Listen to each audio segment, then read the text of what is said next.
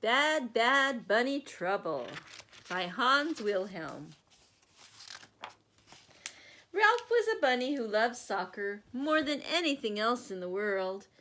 He could play all day long and he never wanted to stop. "Ralph, come inside now," his mother called. "You have to get dressed for your sister's birthday party." "Rats," said Ralph. It was the last thing he wanted to do. "Look how dirty you are," scolded his mother.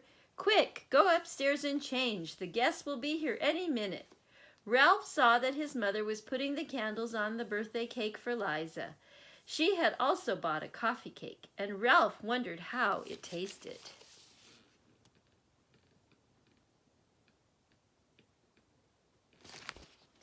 Ralph was still angry at having to leave his soccer game.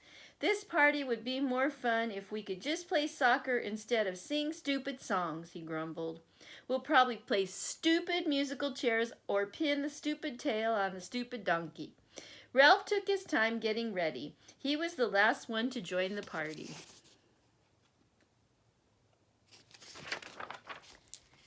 After everyone sang happy birthday, Ralph's mother was ready to cut the cakes. Ralph said, "I want a piece of coffee cake." "No, you can't have coffee cake," said his mother. "It's for the grown-ups. The birthday cake is for the children." "But I don't want birthday cake. I want coffee cake," Ralph cried and stomped his feet. "No," said his mother again. Ralph was so angry that he could not control himself. He did something awfully horrible. "If I can't have it, then nobody can," he said, and he spat on the cake. That did it. Now Ralph was in bad, bad trouble.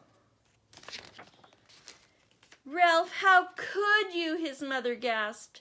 "Up to the attic this instant. I'll deal with you later." Ralph's cheeks were burning as he stomped up to the attic, but he really didn't mind. The attic was the workshop where the rabbits decorated Easter eggs. It was a nice big room, just perfect for working on his fancy footwork. Suddenly, Ralph heard some horrifying screams outside. From a distance came a terrifying chant.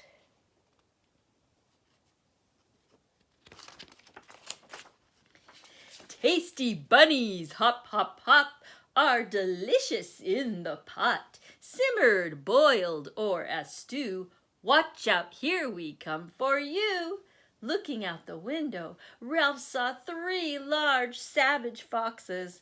Now everyone was in bad, bad trouble. Downstairs there was great trembling and crying. The rabbits locked the windows and bolted the doors, and then they all went down into the cellar, which was the safest place.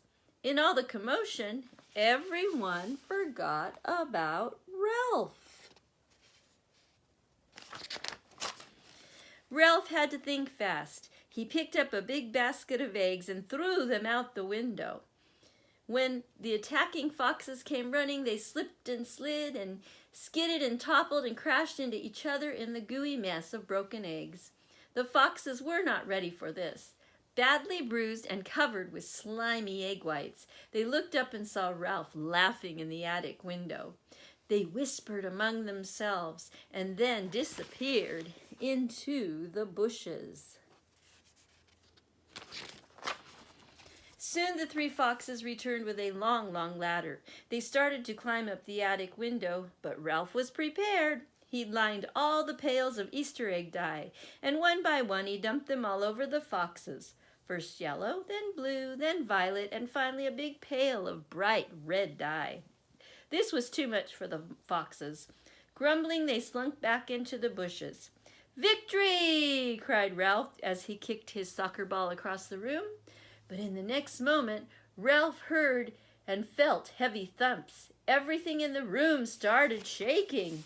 Now what was happening? The foxes were back, and they were still trying to get in. Thump, thump, thump, we're coming through to have a bunny barbecue. Ralph knew that now he needed some help. He thought of Brutus, the bull, inside the barn. But the barn was so far away. There's just one chance, he thought.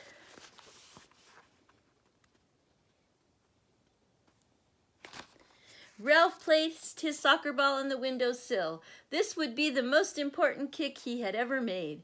Ralph gave it all he had.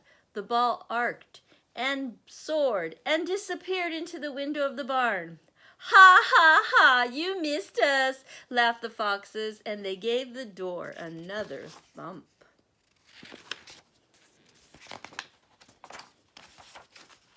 Inside the barn, the animals were enjoying their afternoon snooze when the ball sailed through the window. It bounced off the rooster's tail.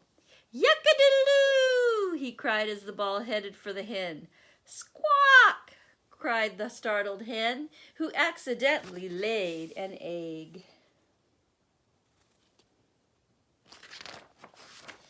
Which dropped on the pig and made her little piglets squeal with laughter. They giggled so hard that they knocked over the milk can, and milk splashed all over the billy goat.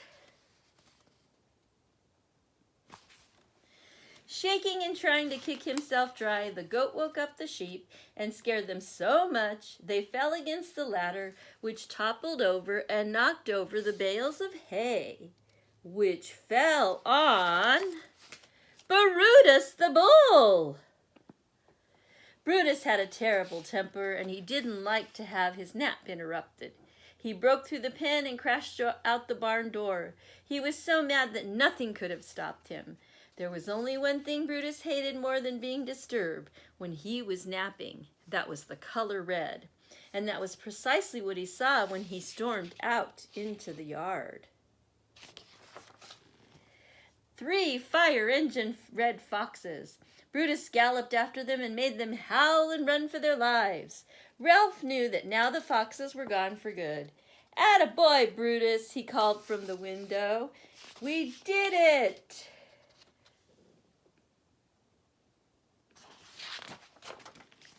The danger was over. The rabbits climbed out of the cellar, and when they found out what Ralph had done, they gave him a big cheer.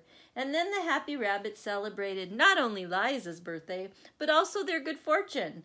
Liza told everyone that Ralph must be the greatest soccer player in the world, and nobody else could have made a kick like that.